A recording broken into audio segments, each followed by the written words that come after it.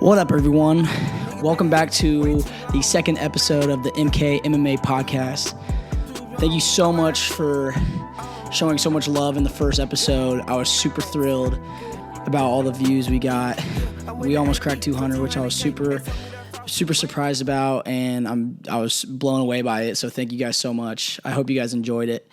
So much stuff happened these past couple weeks since we just released our first episode. I mean, with McGregor and Jamal Hill pulling out, and also Khamzat Chimaev pulling out as well. I think the UFC did a great job bringing new guys into the fights in UFC 303 and in Saudi Arabia as well to replace Khamzat Chimaev. There's been so much stuff happening. We're going to tend to try to do the episode lengths to like 45 to an hour. And so that's the plan. So I hope you guys keep enjoying these videos and keep showing love. So I really appreciate you guys. So thank you. Jack, dude, thanks for coming back on again. I appreciate it. How's your week been, bro? It's been good. Yeah? Yeah, it's been good. That's good. Dude, so much shit has happened. I know. Like, so much stuff has happened. It's been ridiculous. What do you think about all of this? I think everything's improved except for Whittaker Chimaev. Yeah. Mm-hmm. I think Ikram is a pretty good fighter. Yeah. But he got walked down by like Strickland, and so I don't know. But 303 definitely got better. Yeah. I think besides the whole like factor that it's Conor McGregor. Yeah, exactly. Which takes a lot off. Like, that just sucks because everyone was looking so forward to that. Yeah, it's like it's a show fight. Yeah, it's a big show fight. Mm-hmm. I still think though that like Alex Jiri is a better fight. Yeah, it's a better fight. Like, alternatively, for sure. Pereira fighting. This is like he's already done 5 UFC fights, or how many? He's 8-1, but yeah, he's like 9-2 or something like that. Is he? Yeah, I think Izzy is his only loss. Izzy, and I mean in MMA he's 9-2, but in the UFC I think he has one loss. In the UFC I think it's just Izzy. Yeah, but now fighting Jiri again, and Jiri coming off a big knockout in UFC 300. Mm-hmm. It's so sick. It's so sick to see both of them fighting 3 pay-per-views later. It's fucking awesome. Yeah, well, and they're fighting each other, which is just and he'll fight again too. Yeah. Mm-hmm. Alex will definitely. I don't think he's done for this year. Yeah, I think he's gonna fight again before the year ends. Mm-hmm. But what do you think about the co-main? It's Diego Lopez and Brian Ortega. Diego Lopez and I really like Lopez.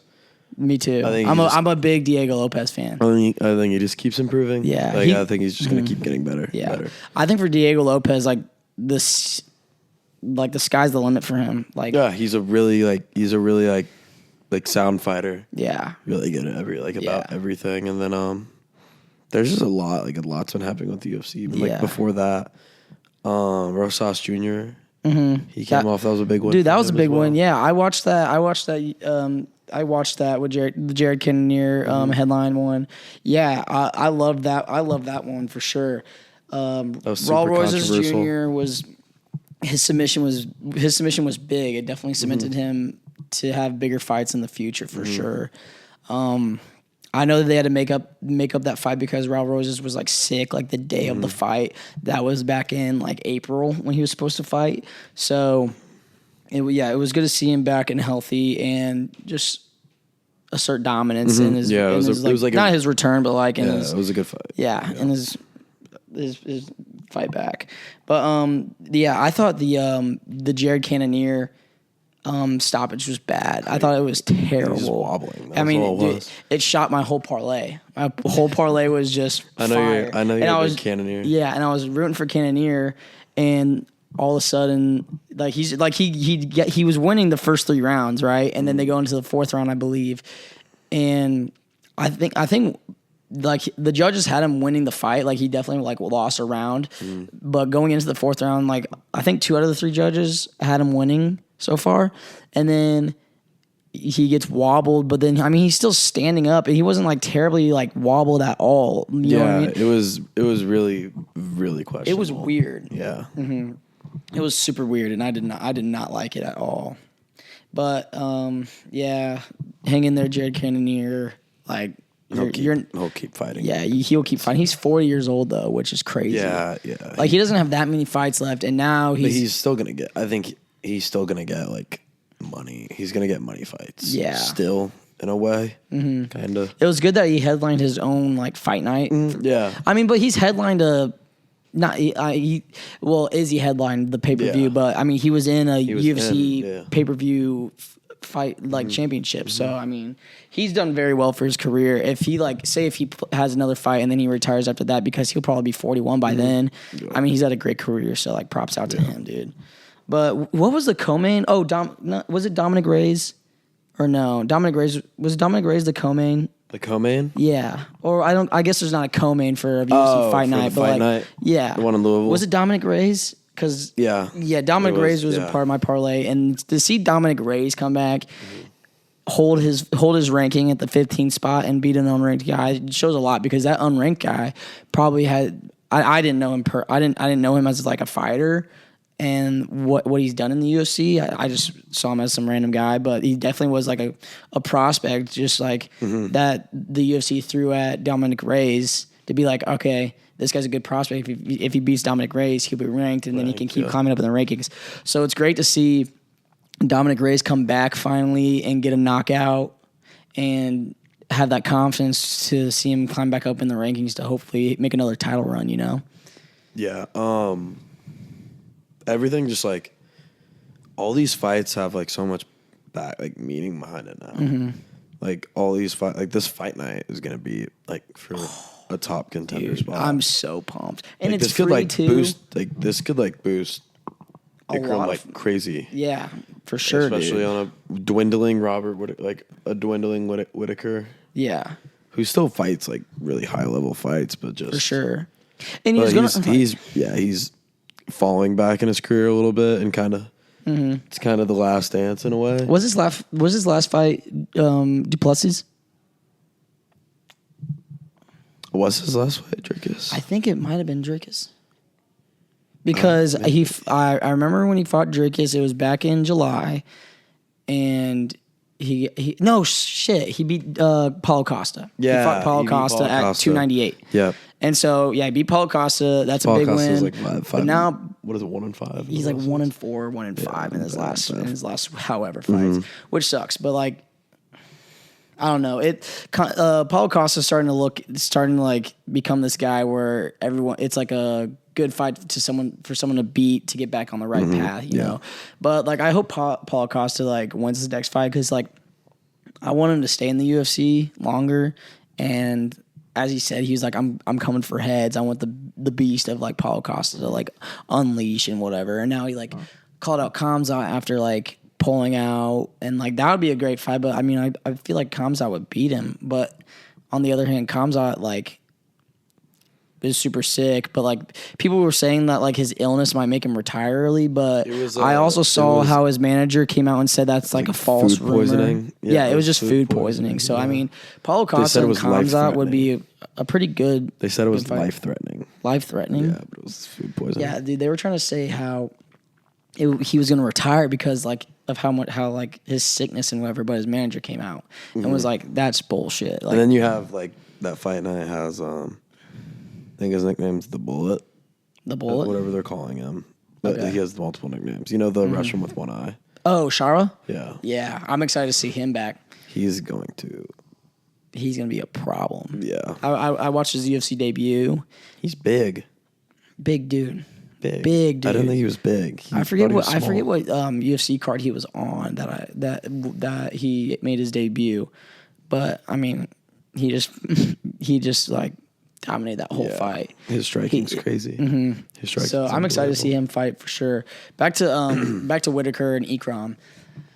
Like this is like a super big opportunity for Ikram for sure. And like Dana White said, hey, if you win this fight, it will change your life, which I totally agree with. Yeah, 1,000%. He'll be a top contender. Yeah, he like how the UFC works. If you beat how Whittaker's like the number 3rd ranked guy in the middleweight division, if he beats Robert Whittaker, then he jumps to number 3. Basically, that's how like I've seen the UFC rankings work. It's not like college basketball where like an unranked team beat the number 9 team in the nation, they're gonna jump all the way up to number 9. Like no, if they win, and then they win like their other game because they play like usually 2 games a week.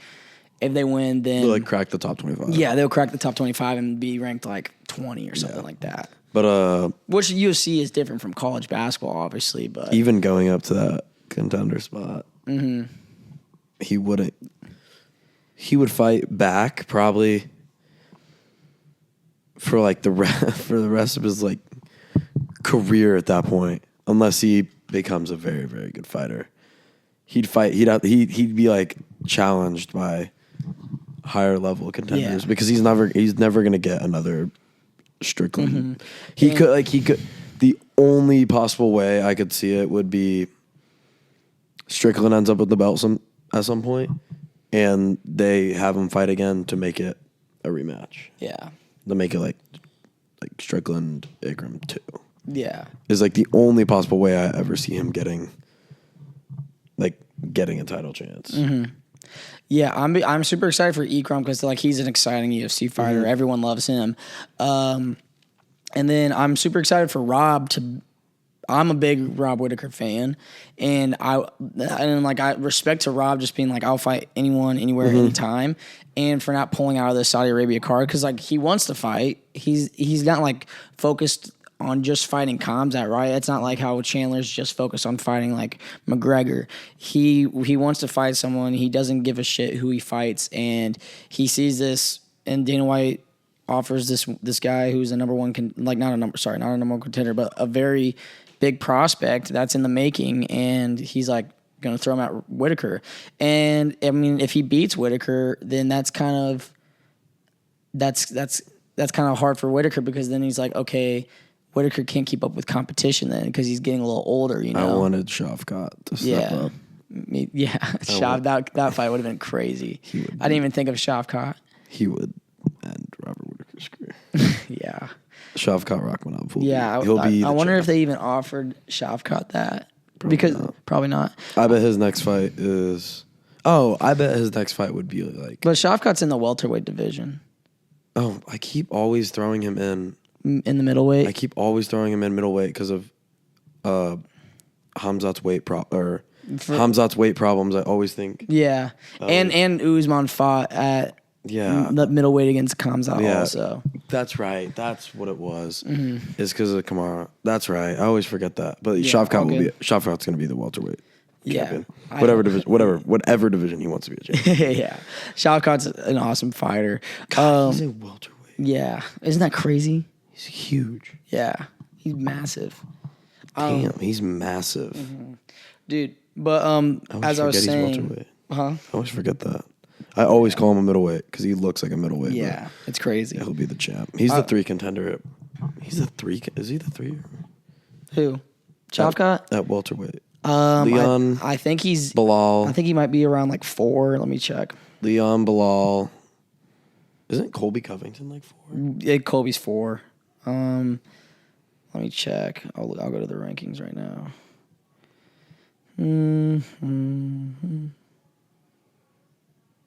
Fuck, it's not working. I'm pretty sure he's like 5 or 6 though. Is he? I thought he got to like 3 after beating Wonder Boy.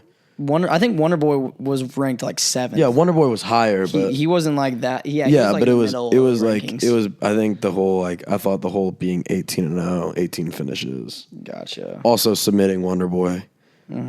Yeah, which he's never been submitted in his entire career. Is that really? That was his first submission ever. Wow, I did not know that.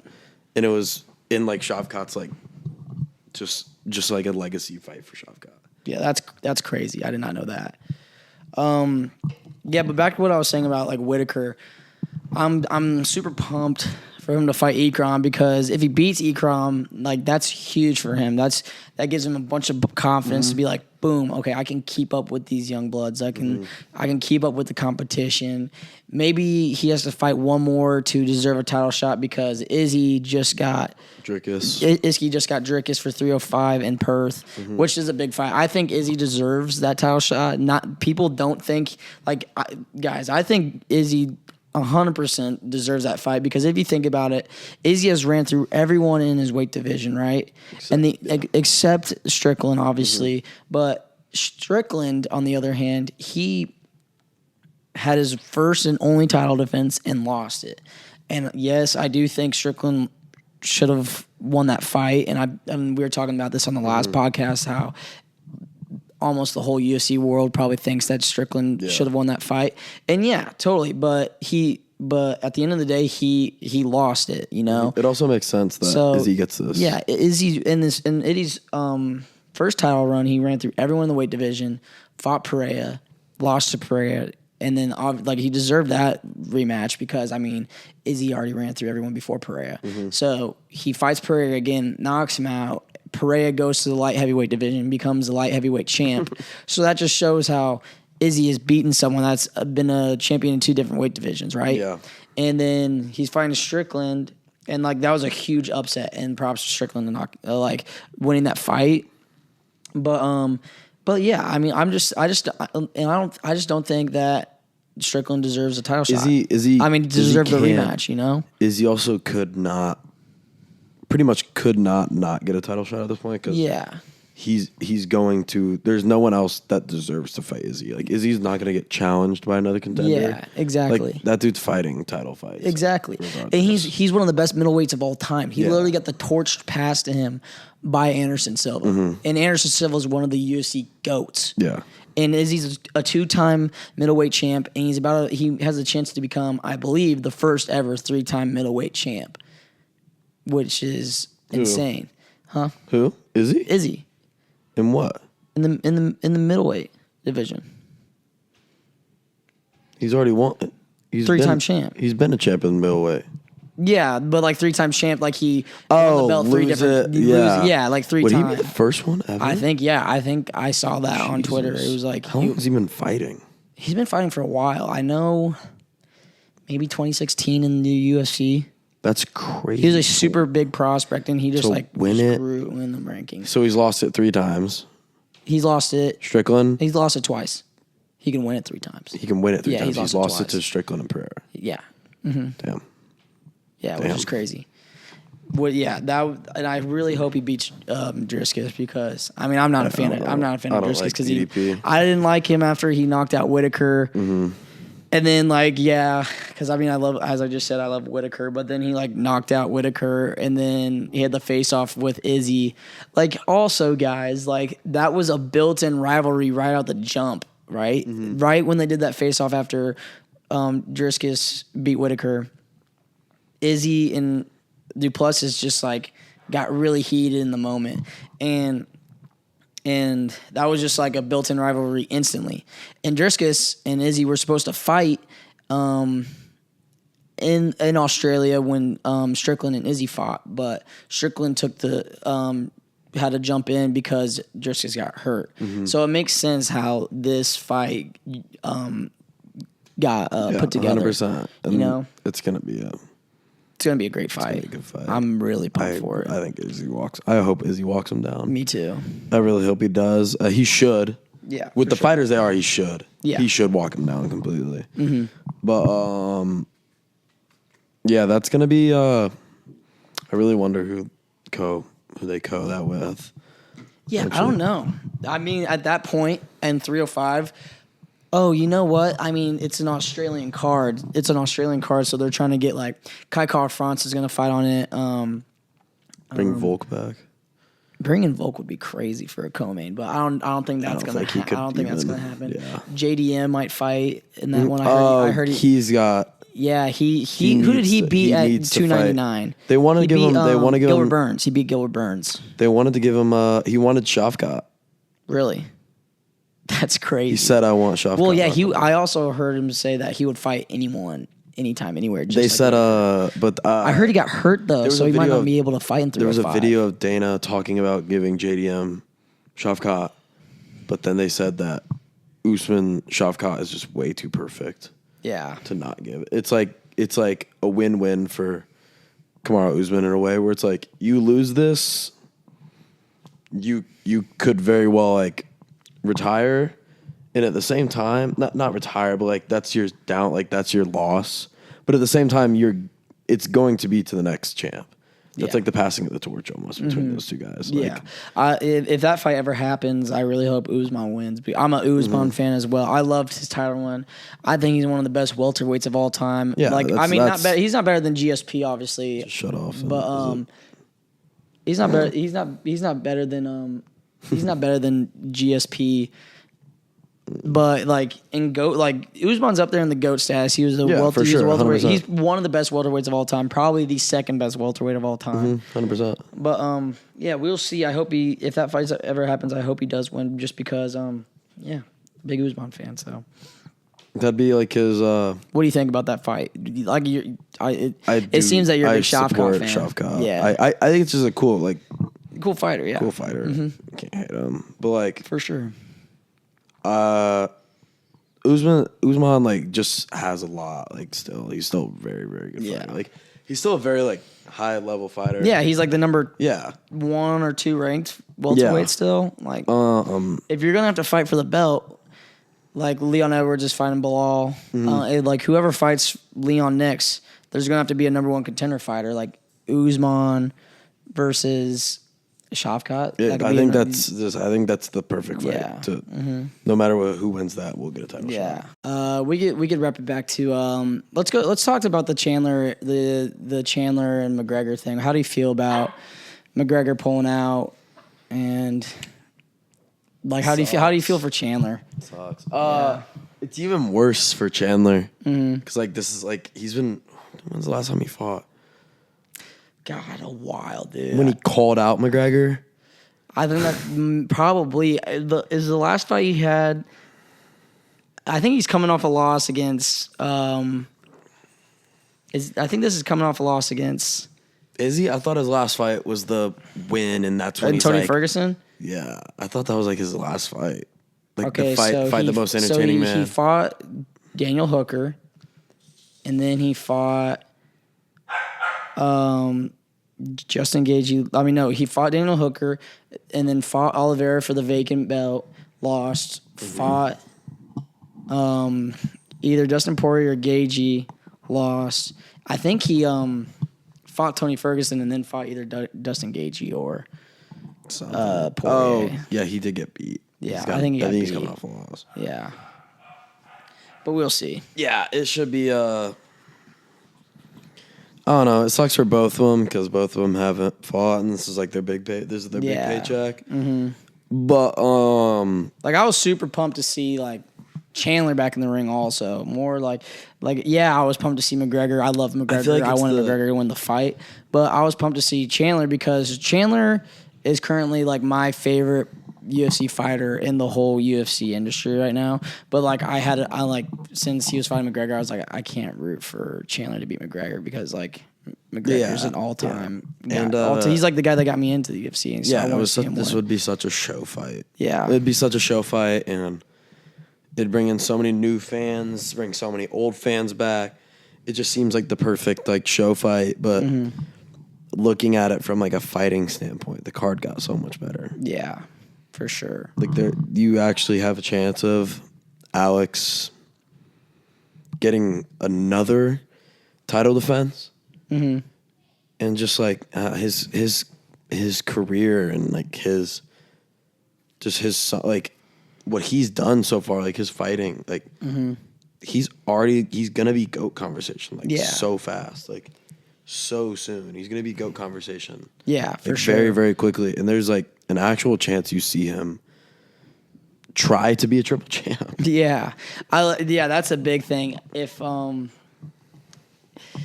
shit, man. If he has to have a couple more title defenses and then there should be talks about if he should go up to heavyweight. Yeah, 100%. Because there's got to be someone at some point in the UFC history that needs to try to become a 3-division champion. Alex Pereira is the only person that's ever walked in the UFC that had like the chance to do it. Yeah. He has the perfect frame. Like a young John Jones possibly could have cut to middleweight, to middleweight, like maybe like freak of nature type things. Yeah. But like Pereira never should have been a middleweight ever. Yeah. In his entire career, he walks around a heavyweight, like a heavy. Yeah, he walks around at it's like 220, 230. Yeah, I think I 230. saw how he was at like 225 right now before he started. You need to cut down 22 pounds. Yeah, so I think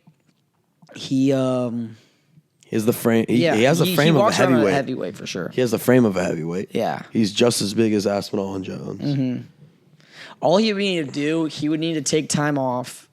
And then for like 6 months, start lifting, start eating food that'll the right food that'll help you gain good weight and build muscle, build some layer of fat a little bit. Yeah, and come back and look like heavyweight John Jones. Yeah, exactly. Just like how John Jones did it. So John Jones got big. Yeah. he looked fat when he showed up. He's a big boy. Yeah, but he beat the shit out of Cyril Gane. So, which is what happened. What's happened with him? I heard he's trying to like Cyril Gane. Mm-hmm. I heard he's trying to do like movie projects. There's a France UFC fight night in the fall / in the fall. So I think I wouldn't be surprised if he fights during that. Mm-hmm. But yeah, who just got the next Blades? Curtis Blades and Tom Curtis Aspinall. Blades is going to be fighting. I'm surprised. Because Cyril Gane's last fight. It was a win at Paris, France. It was he won like after he lost to John Jones. This was like maybe 6 to 8 months ago when Cyril Gane fought. Yeah, I knew he fought. He had a big win, and then I heard that they offered Cyril Gane like the fight, and he didn't take it.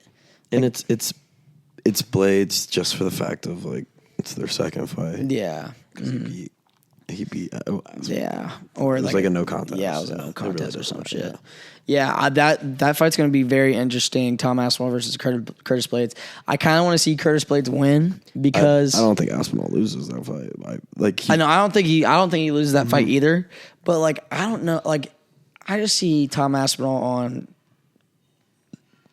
on the internet just like complaining about John Jones and complaining about how he's not getting a title fight. Mm-hmm. And we talked about this on the last episode of this podcast, how John Jones was supposed to fight Stipe the whole time. Mm-hmm. And he announced that Aspinall's not even like a champ. He's holding a vacant belt. Yeah, right now. And like John Jones said after the fight when he beat Cyril Gane that he's gonna fight Stipe, and then it was set.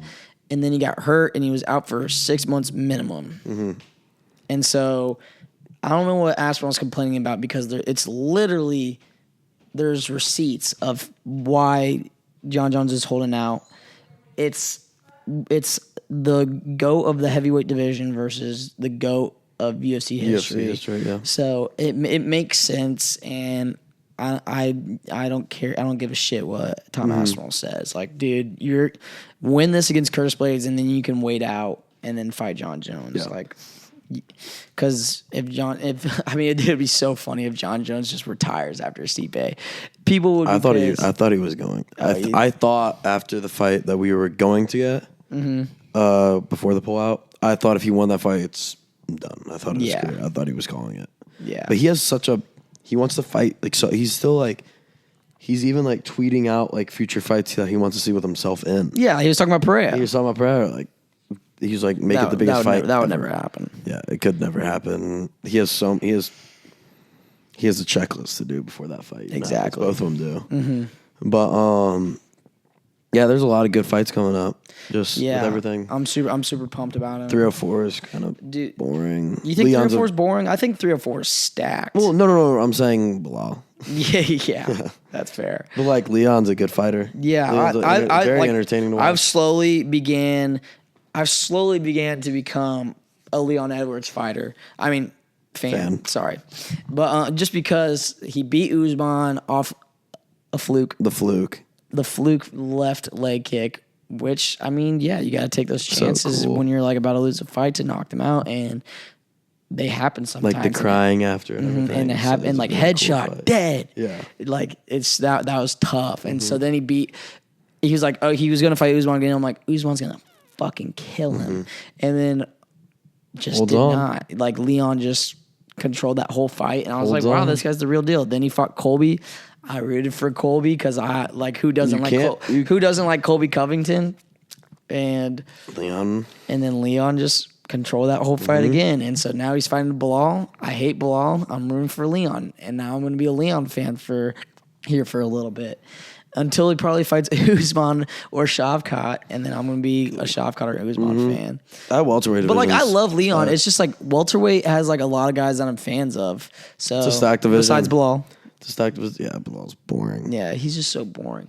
He's training with Habib. He was like talking on the MMA Hour show, and he was like, he's so weird. He's like, I'm gonna stun him in the first round, and then I'm gonna take him down, and then I'm gonna start choking him. I'm gonna start choking him out until until he's about to tap. I'm gonna let go, and then I'm gonna stand him up again, and then I'm gonna look at his coach, and I'm gonna be like, has he had enough yet? Do you think he's had enough yet? And then he's like, then the round's gonna end, and then we're gonna go to the second round, and then I'm gonna just take him out. And I'm like, dude, that's weird. So boring, and that just would never happen. He's so weird. Like, yeah, he's so odd. Like he's so odd. Bro. He's training with Habib too. Yeah, I know. He's talking weird and yeah, being a super weirdo. It's so odd, dude. That welterweight division is stacked. Yeah. Leon, I mean, Bilal's he's a good fighter. Yeah, I mean, there's Leon, Belal, Usman, Shavkat, Colby, Ian Gary, who still has. Dude, we need to talk about Ian Gary versus MVP. Oh yeah. Damn, bro, that's a big fight. Huge fight. Huge fight for both. I mean, yeah, I told you. Well, Michael MVP is like this is like his last. This is his last hurrah. Yeah, because he's like 39 years old. Second he loses, it's cooked. Yeah. It's like, just take all the fight, which is, I think it's so, yes, it's a good fight, and yes, props to MVP for accepting that fight. I think Ian Gary is the worst fighter he could possibly choose. Yeah, for sure. He's having your last hurrah. I think choosing a prospect is like the scariest thing to do. Like, when you're fighting your last hurrah, when you're fighting when you're going through that last checklist of like, I need to win out or else I'm done. Mm-hmm. I think just fighting a prospect just really puts it at risk. Yeah, for sure. Because Ian Gary's, it's unknown what he can do. He's looked unbelievable. Ian Gary? Yeah. He's looked unbelievable. Whether people like him or not. When he has fought. Whether people like him or not, people think if he's like a cuck and whatever. Like, Ian Gary pisses me off too, but you can't not admit that he's a great fighter. He's a great fighter, and he lives in Brazil. He's been training with Oliveira. He knows Portuguese. He knows what he's now? doing. Well, yeah, he's like fluent in Portuguese. Yeah. He like loves Brazil, but then like also like Conor McGregor likes him. He's definitely Conor McGregor loves him. Yeah, because he's from him. Yeah, he like backs him. He's from Ireland. They're both Ireland guys. So he definitely has taken some notes from McGregor, and he's definitely learned tries some stuff to be from a McGregor. showman. He tries to be a showman. Yeah, it's tough because he gets his ass kicked in press conferences. Yeah, but he tries to be a showman. Yeah, but like Ian Gary wanted to try to fight Colby, and then like Colby was saying that like the contract never got sent over and whatever, and like they were both firing back and forth at each other on the internet. But who knows what's true and what's not out there, dude? That's why I hate the internet so much, because it's just like people make up all this shit, and it's just like, dude, like I love how Colby's fighting no one else. Yeah, but Ian Gary, he's like so annoying. Yeah, he's just being a dick. Exactly. But yeah, I wonder what's next for Colby Covington. Like, to him, it's Ian Gary. That's the only person he thinks he's gonna fight. Like, really? I mean, he's gonna fight someone else, but like, yeah. But like, he's just being a dick. Like, he's just being a dick to Ian Gary. He's like, he knows he's a high up contender, and he knows that like he literally could fuck Ian Gary's entire career over, because he could just be there. He could just always be there. to never let Ian I think Gary people pass him forget up. how athletic Colby Covington is. Yeah, he's a really good fighter. He's not just a showman. Yeah, he's not at all. Yeah. Like I mean, it's hard, bro, for I think what some guys don't understand, like fighters like Colby Covington that wait out and like probably fight once a year, you know, it's just like it's hard to come back and only fight once a year for a bout like McGregor. You got to be consistent. You got to keep fighting every year. You got to keep training and like stay ready, because it just shows how when like Colby came back to fight Leon, he just didn't look like Colby Covington that much, you know. And back then, like say McGregor or Colby, when they're fighting 2 or three to 4 times a year, they look really good and they look very comfortable in the ring. He's got the gas tank. Yeah, dude can go forever. So I mean, who knows, man? It shows a lot too, like for the active UFC fighters. Yeah, like how crazy it is that they're fighting so much. Alex might be the most active champ. Oh my God, ever of all time, dude. He's just taking fights. It's awesome. I fucking love it. Who's the last person you've heard of that fought at UFC 300? Well, I'm just saying, like, who's fought at like a pay-per-view and then fought 3 pay-per-views later. And before 300, he fought like before 300. He fought Jiri back in November. I'm pretty sure that was his last fight. That's absurd though. 300 was, what month was 300 in? April. November to April to June. Yeah, that's nuts. And then he's gonna fight again in December. Yeah, probably. His next card will probably be before this year ends. Yeah, you know it's so crazy because he's like almost they've like almost confirmed that he wants to, because he wants to. He was like saying, like they were like making a bunch of remarks that like he was gonna fight in this next card, because remember he was trying to get on the card.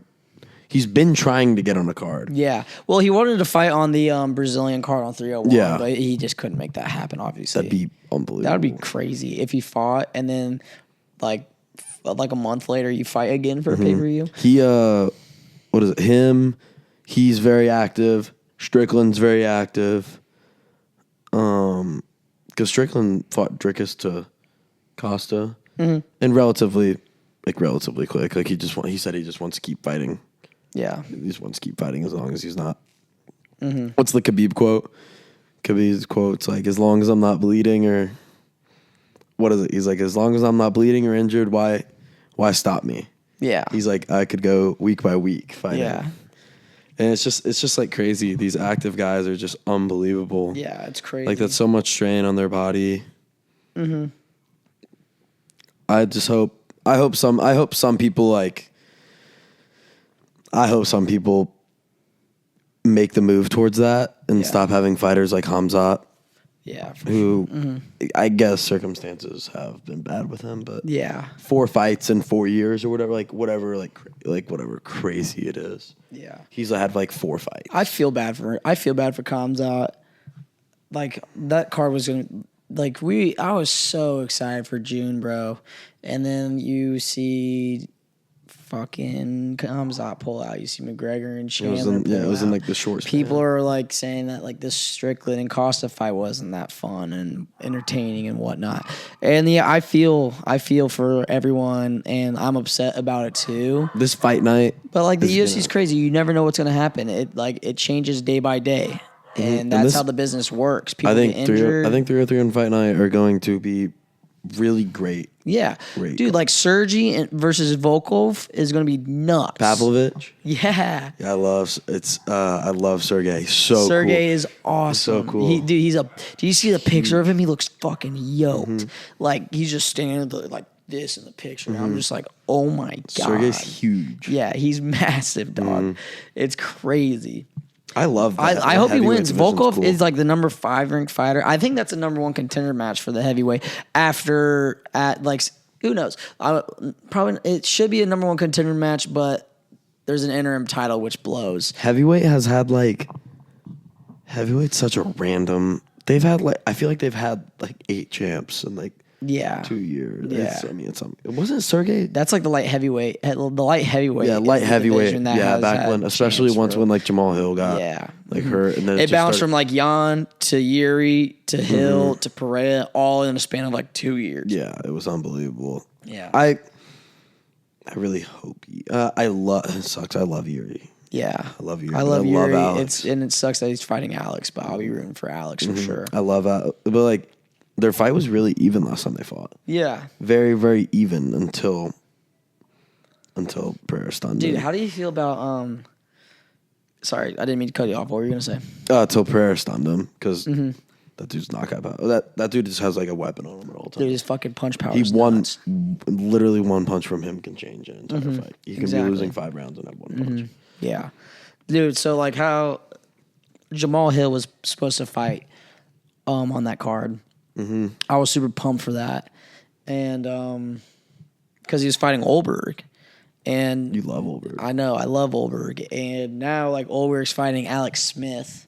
That's like Alex Smith is ranked 10th, Olberg's ranked 11th, but Olberg deserved to fight someone in the top 7. But now he has to wait. Alex Smith. Now he has to wait. How do you feel about like the Olberg Alex Smith fight? Like, do you think like that's gonna go anywhere? Like propel Olberg? Like, you think it's gonna help Olberg if he wins that fight, or is it just gonna move him? I mean, Alex Smith one rank further. Is it Alex Smith? It's Anthony.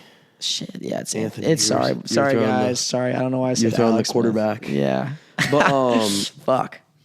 Yeah, sorry, Anthony Smith. Yeah, Anthony Smith. I mean, I feel like it's like in a way it's like a history thing. Anthony Smith is a very well respected fighter. In that division, especially like he's a historic. He's a historic light heavyweight for sure. But dude, if Olberg fought Jamal Hill, that's like the entire difference between Olberg having to fight another contender fight before he even gets like spoken about where he has a chance at a belt. Yeah, because like you beat Jamal Hill, you're next in line. You're damn near next in line. You're next in line. Yeah. For sure. Because like Yuri's like ranked number 2. Because if Jiri loses this fight, if Jiri loses, Alex will probably get. I mean, sorry. Yeah, I was thinking if Jiri wins, Alex will probably get a rematch. But if Jiri loses, whoever beats Jamal Hill is low key next in line. Yeah, if Jamal Hill beats Olberg, who's a rising prospect from the Dana White Contender Series, and he gets well, the thing for Olberg, and he beats him. The thing for Olberg is like if Alex wins, the most likely, like the biggest circuit, like you'd be seeing Jamal Hill versus Alex Pereira again. Yeah. Before you would see Jamal Hill Olberg, because Jamal Hill will get the next fight. Alex is steamrolling light heavyweight division. Yeah, it's crazy. I would like to see him fight Jan again because when he fought him back in August, like people were saying how the UFC just gave Pereira that win just because it's Pereira and they want to see him as champ. And he was such an up and comer. Yeah, and they want to make the light heavyweight division like good again and whatever. I thought Pereira won that fight. I don't know what people were really complaining about. Like Jan, I think took him down 2 times. It was a 3-round fight. If that round goes 5 rounds, like Pereira's whooping his ass, I would say. Yeah. You can say that for a bunch of different fights. Like if that fight was 5 rounds, blah blah blah. I think it's so cool how it's like how big of a community Alex Pereira has. Yeah. It's so cool. Mm-hmm. It's super from a dude cool. who like barely speaks a little bit of English. Yeah, and everyone just loves it. And then like it's potent. Potent. Yeah. And then it's like the Rock meme I think helped him out big time. And how active he is too on social media. Like he fucks around. He was at like a Pokemon convention because like the whole Pikachu joke. Yeah. And then when he accepted the fight, he was playing like Volk's like walkout music in his playing Down car. Under. Yeah. And then like the translator, like the big guy that's always with him, the translator. Oh yeah. The dude always with Alex. Mm-hmm. Alex took the 303, the title fight. Yeah. And he told him like an hour later. It's like they videoed it. He's like, I'm fighting in 303. That's hilarious. And he's like, you're joking with me, right? He's like, no, I just accepted it. Like he's like, I accepted it. That's like awesome. So funny. He's just going out there. He's just fighting. Like, he just wants to fight more. And the crazy thing is, like I was saying on the last podcast again, man. Like, sorry, I'm repeating myself from like stuff we talked about in the last podcast, but it's just like Pereira is putting this into. He's like putting this into reality is like people complain about UFC fighters not getting paid that much. But if you're active just like as much as Pereira, you're gonna get a bag. Dude. Yeah, you're making walk out. You're making. If you're fighting as much as he is, he's fought 3 pay-per-view fights within the past year. Like he's making like 4 mil, 5 mil. You're making dude. guaranteed 4 figures. Yeah, or guaranteed 7 figures. I meant to say like 4. Yeah, guaranteed. Like you're not. It's not even like close. It's not even a debate. Yeah, with the way like money headlining is. UFC 300, you're getting like at least $1 million for that. Yeah, probably 750K, but like I don't know. Maybe he got $1 million, and then he knocked him out. He got a bonus from that. He got a bonus from winning also. He got a bonus from knocking out Jiri in his last one too and winning. That was definitely fight of the night also. These up and coming things can do a lot for a lot of people. Like you're talking about the money situation, and then also as a standpoint of how you want to propel your career. Like Diego Lopez can change his life with this fight. Oh my God, yeah, dude. Because he's ranked like only 14th after beating I forget his last name. It was like Yusuf something, the African American guy that he beat at UFC 300, knocked him out in 30 seconds. Diego Lopez beat everyone. And like that was a really good fight because I think his name was Yusuf. Sorry if I'm wrong, guys, but because I don't know how to pronounce his last name, but whatever. He knocked him out in 30 seconds. Now he's ranked like he's in the top 15. He's this big prospect that everyone loves and is talking about, and like he's such like a positive, like energetic, fun guy that everyone just enjoys watching. And for him to fight Brian Ortega for a co-main event at UFC 303 is awesome. I'm super excited and pumped about that. He could propel his whole career with this one fight. Like and I don't know what happens after that. The featherweight, there's so many contenders right now. Like if he wins, what do you think happens? Like say either or wins, what do you think is going to happen? Because Brian Ortega beat Yair Rodriguez, submitted him. Yeah. Say if he beats Diego Lopez, like what's next? Like there's Max Holloway and there's Volkanovski, like, and we don't know who Ilya's fighting yet. Like, there's a lot of dudes there. Whoever fights Ilya, do they have to fight that next? Do they have to fight that guy that's also waiting for a number 1 contenders match? I don't think so. It's so crazy that like I just don't think so. Half the divisions are like half the divisions. It's not even like who's getting the title fights. Like who's getting that number 1 contender spot. Yeah, exactly. Like so many divisions. But it's just like Max Holloway just knocked out Justin freaking Gaethje at UFC 300, one of the best knockouts of all time, and he wants to fight Ilya, obviously. He wants to fight Ilya. Like Volk got knocked out by Ilya, but like Volk ran the division forever, and he's one of the, in my opinion, he's the best featherweight of all time. Yeah, like above Jose Aldo. So like who gets the title fight? And say if Volk gets the rematch, like then does that mean Max Holloway has to fight for a number 1 contender spot against the winner of Diego Lopez or Brian Ortega? I don't know. It's so jumbled up right now. I like it in a way that I get to see Max Holloway fight more. And all those dudes fight more. Like all those guys are fun. I wholeheartedly believe that Max Holloway will be the Ilya fight. You think? That would be awesome.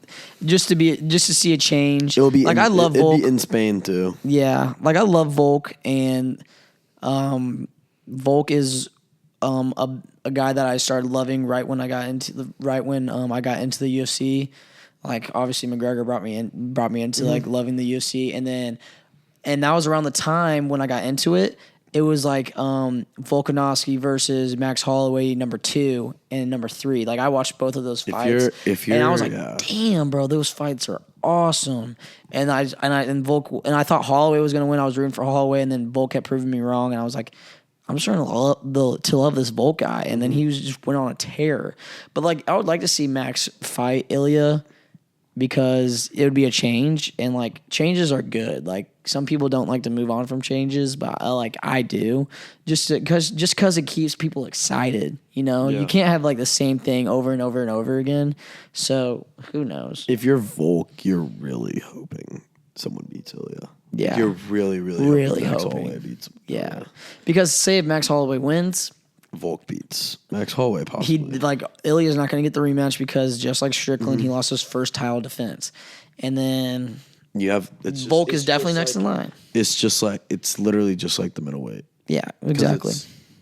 Because you have the great, like how the Izzy to Volk pairing. Mm-hmm. It's like you have that right there. Yeah. Of like, they're next up. They ran the division for so long. Mm-hmm. Dude, it's so weird. It's kind of like, Dricus is the champ. That's kind of like Ilya. Mm-hmm. And Strickland and Izzy have this rivalry. And same with that aren't champions anymore. Mm-hmm. And same with Max and Volk, who aren't champions anymore, you know? And it's also sick how the BMF title's in the featherweight division. It sucks. It's going to be... They need to flip... They need to make the BMF... They need to find a way to, like, switch it around. What do you mean? In some way, because if that fight turns out to be, it's not going to be for the BMF belt. It shouldn't be. But if they make it the fight for everything, because Ilya, has knocked out Volk, and then just like has been just beating everyone's ass. Like the way he's been doing, it's been violent. They could make that fight. Yeah, fight like winner takes all. Mm-hmm. But then if they do that. That means the BMF belt is just the featherweight belt. Yeah, that's true. That's very true. It shouldn't be the BMF title. It shouldn't be like, yeah. But I hope they don't make it that. Yeah, that's a weird thing. They could, though. They could. Yeah. I didn't think about that because, like, if Max Holloway fights next, and then if he fights Ilya next, wins, that means he has the BMF belt and the gold. Exactly. Which is like... And at that point, like, shit. At that whoever's point, going to fight this guy is going to have to fight for... I guess it'll only be the champ, and say if Max loses, he will have to fight for... I don't know. That would kind of fuck shit up. I didn't even think about that for the BMF belt. Yeah, because the BMF would just be permanently stuck in... stuck in it'd just be stuck there. That'll be interesting to see how that plays out. Switch it over to boxing a little bit. How Mike Tyson had to pull out because he got not injured, but just like health issues from when he was on the plane.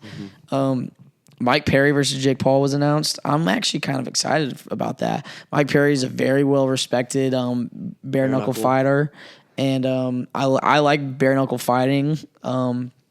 I don't like buy the pay-per-view or like stream it or whatever to try to like catch up with. I just like seeing the highlights. Fighters have came from it. Yeah, exactly. I mean, MVP fought in that. He fought Mike Perry, and Perry beat him. So that's a big win for Mike Perry. Mike Perry has fought in the boxing world before. He's 0-1. I don't know who he fought, but still, Mike Perry's like a very well respected guy, and I've liked him. He's like, he talks a lot of shit. He's entertaining. He's dangerous, and like you gotta slump him for him to stop coming at you. Yeah. And like Jake Paul, I think this is a real fighter that he's fighting, and people want a real fighter. I think it's a real fighter, and I respect Jake for like, this is a dangerous situation Jake put him in because he's putting himself in a dangerous situation because. Who knows, if he loses, then he's going to hurt his boxing career big time. If he wins, then you're like, damn, he just knocked out a bare knuckle fighting champion. That's exactly a badass. And he'd be at that point, it's like he's like real. Yeah, exactly. But then he's going to fight Mike Tyson in November because that got rescheduled for that. So I get it. It's so stupid, but it's like it's a massive paycheck. It's a massive paycheck. Paul? And you get to share a ring with the great Mike Tyson. Yeah, when is the Mike Perry? July. Mm-hmm. July 20th. And then you just had Tank fight. Tank, dude, his knockout was nuts. I love Tank. Yeah, so cool. Yeah, Gervonta Davis is the best. Yeah, I respect the hell out of him, dude. He, I think it's been his last, and like 21 fights ago was the last person that took him the distance. It's unbelievable. Right? So cool. I'm pretty sure he's 30-0. He has 27 or 28 KOs. And the last person to take in the distance was 21 fights ago. Boxing's always confused me how it's like there's so many dudes that are like 30-0. Yeah, I know. It's like because they build up their resume. Like this is also I saw like Canelo. Yeah, I saw the Folson MMA guy, the Folson MMA person that runs that account. Talk about this. He was like, guys, if you think about it, Jake Paul's record, he's 9-1. If you look at all these like high level boxers who are 30-0, go look at Tank's first 10 fights. Go look at Devin Haney or Garcia's first 10 fights. Like it's just like it's build up fights to prepare you for the real shit. It's like fights in like their local town.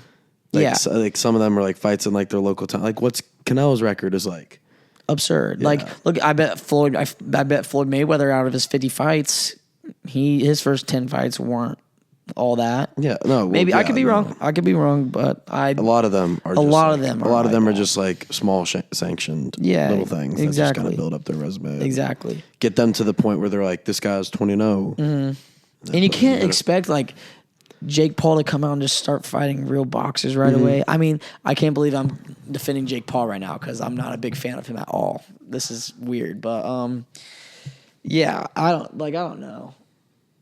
I respect him for taking this fight. Like, there's a new respect that he's built on me. So I'm excited. I'm going to be watching. Probably won't buy it. I'll probably stream it. But like I'm super pumped for that for sure. And then Gervonta Davis's knockout was awesome. I saw how Ryan Garcia he's like Tank's #1 fan, and then on the back it said "rematch me, bitch," and then like they shared a laugh with that, which I thought was funny. But seeing them fight again, I feel like would be good because like Ryan knows his weight now, like because he can't fight at 140 anymore. So dumb. But yeah, it's crazy the way that Tank only fights with the hydration clause. What's that? Where like they can't like just bulk back up the weight after they make the weight. They can't? They have a rehydration clause. What? That's how Tank fights, or that's how Tank fights. That's why Ryan looked dead. Really? They were on a rehydration clause. That's fucked. I hate that. What the hell? Yeah, look it up real quick. Like what the exact way they talk about it. But yeah, so it's like, you know how like when McGregor used to make like 140, then you walk into like 165. It's like they can't like do that. Boxing rehydration clause. A rehydration clause in boxing may refer to a rule that ensures fairness between fighters by requiring both boxers to rehydrate before a fight. Professional boxers often dehydrate to make weight for the weigh-in, which is usually 24 hours before the fight, and then rehydrate before the fight. The International Boxing Federation also required a second weigh-in 12 hours before the fight. Second weigh-in. That's fucked. Yeah, so they can't just like do the first one and then sip, 20 pounds. They can't do that. That's why you remember when Garcia fought Tank? Yeah, he looked like he looked skin and bones. It's like, oh, that dude didn't even. Everyone's like, what the hell? Like all the dudes that came from MMA are like, why the fuck did he just like not get bigger? Yeah, dude. So that I know he missed weight by 3 pounds for when he fought Devin Haney, but I mean that makes sense why he looked so much like bigger and shit. You know? Yeah. It was just it's crazy. Like you can't fight with like. Just wild, like that shit that does to your body if you're not. Dude, I low-key might tune into the Nate Diaz Jorge Masvidal fight. Oh, I will 1,000%. Yeah, it's hilarious. Like that's gonna be so funny. Nate Diaz is such just watching Nate Diaz in a ring is just awesome. Dude, you know, he's so funny. Yeah, he's so funny. It just sucks he can't be flipping him off. He's just he can't flip him off with his glove. He'd be like this. I was talking to one of my friends who big UFC fan as well. We were talking about how like the butterfly effect of like Nate Diaz could have finished Leon Edwards. Yeah.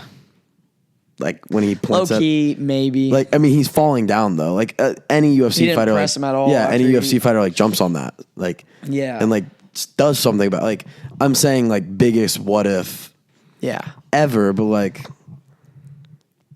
imagine he somehow He was miraculously unranked, finished. and Leon Edwards was ranked number 3. Nate Diaz all of a sudden would have been the number 3 ranked fighter if he jumped on that. And Leon Edwards would have been like shot back. Yeah, big time. Yeah, Like you never would have time. seen everything happen. Well, Leon Edwards, you better thank Nate Diaz for not jumping on you when you were wobbled, bro. Nate Diaz doesn't care. He doesn't give a fuck. Made him money. He did he did everything he could in the UFC anyways. But yeah, it would have been awesome to see him as champ. You know, seeing him as champ would have been hilarious. Good. He used to be good. The Diaz brothers. Yeah. Diaz brothers were filthy. Mm-hmm. They were. I'm excited to see Nick in August. That'd be awesome. We talked about that last. We talked about that last time. We're both big Nate Diaz fans. No, all the Diaz brothers. All the Diaz brothers. The Diaz brothers in general. Yeah, you can't. Well, yeah, you can't hate them. What else, dude? Do you want to go over the MKMA pound for pound real quick? Yeah, has it changed? It changed for me. Yeah, Really? I made one small change. It's not a big deal or anything like that. Number one. Who cares what people think? I have John Jones, Islam Makhachev, Pereira at number 3, Leon Edwards at 4, Ilya at 5, Sean at 6, Volk at 7, Max at 8, Pantoja at 9. Really? Yeah, he was at 9. He was at 9 last time. Pantoja at 9. Above Max? No, it went Max at 8. I know. I'm saying he's below Max. Yeah. Wow. Because he knocked out Gaethje. Yeah. And like that's a different division. Yeah, it is a division. It is division. And so, I guess Pinto never tried to do anything with his division. Yeah. He's just so dominant. Yeah, I would love to see Pinto fight next. The Asian guy that just won this past weekend in the UFC Apex. That was impressive. That was super impressive. I didn't watch it. I watched the highlights, and apparently he's a really big prospect, and he went up in the rankings. He wants to fight Pantoja and be the first, and he wants to fight him in Japan and be the first Japanese UFC champ. Mm-hmm. Which, dude, follow your dream, dude. Prospect. It's that new guy that just signed. That just signed? Do you know the dude that just signed? Have you heard about him? Mm-mm. That dude that just signed, is that not who fought in the Apex? The Japanese guy who's like the crazy prospect. I don't know. I have no clue. I just saw it. He's like terrifyingly good. Really? Like this dude's shape. Is he a flyweight? I forget what he is at. Does he have bleach blonde hair? Maybe because the guy that won had bleach blonde hair. Maybe. But then after that, Pantoja at 9, Dricus at 10, Izzy at 7. At 11, Tom at 12. Charles went up at 13. I dropped Strickland to 14, just one spot, and then Aljo at 15. Yeah. So not big changes, but I really thought about it, and I was like, yeah. Charles Oliveira, if pound for pound against Strickland, he's really Charles is really good on his feet. He is an insane jiu-jitsu artist, and I feel like if pound for pound, he would be able to take Strickland down and probably be able to submit him. And I just think it just made sense. You're right. So, by the way, thank you. That one guy too. Oh, you're right about what you just said, but also thank you. The prospect. About the prospect, he was the guy that fought this past weekend. Yeah, filthy. Yeah, dude's gross. All right, yeah, he called out he didn't call out Pantoja, but he was like, I'd love to fight him in Japan, which that will never happen. I'm not saying that a fight will never happen in Japan. I'm just saying they would not send Pantoja to fight in Japan against him. Never mind, you weren't right. About what? That dude's fought in the UFC before. Who? That the Asian guy who won last week. Yeah, I know. This dude's a complete this dude's never been in the UFC. Oh. No, yeah, I knew that guy that fought this past week and fought in the UFC. But I forget his name, even though he just fought. This new guy is gonna apparently reshape. I forget. I can't forget it now. It's really pissed me off. But yeah, dude, I'm super pumped. I'm super pumped for what the UFC has done. I think they did a great job with all this craziness this craziness happening in for these next 2 weekends of the UFC fights. They fixed Saudi Arabia, even though it would have been awesome to see Khamzat. It just got a tad worse just because they had to change the main event. They were supposed to get Bo Nickel. Yeah. Did you hear about that? But he was up in the mountains hiking, and then he didn't have cellular. He didn't have data, so he couldn't answer the phone call. And so he missed the phone call like for 2 days. So he couldn't. He probably would have accepted the fight too. Yeah, easily. Yeah, he should have. And then so that would have been huge if Bo Nickel would fight Whittaker. Whittaker's probably lucky Bo Nickel didn't pick up the phone. I don't know. Bo Nickel might have. Bo Nickel's really good. This Bo Nickel's filthy. He's so I just found the guy. Oh, you did? So the Japanese star of the country's latest sensation. Oh, I know who you're talking about now. I know he just announced last week. Kai right? Asakura. Okay, okay. Yeah, okay, gotcha. Filthy. He's 21-4 at 30. Damn. And he's in his prime right now. Yeah. He's leaving. So he is in some like mixed martial arts in Japan. Yeah, and he just announced that he was leaving. He said he's giving up his belt to go to the UFC. That's he's crazy. The champ right now. Yeah, that's awesome. Good for him. Yeah, and apparently he's about to like reshape. He's about to be filthy. Do you know what weight division he is? Looking it up. He's going to join.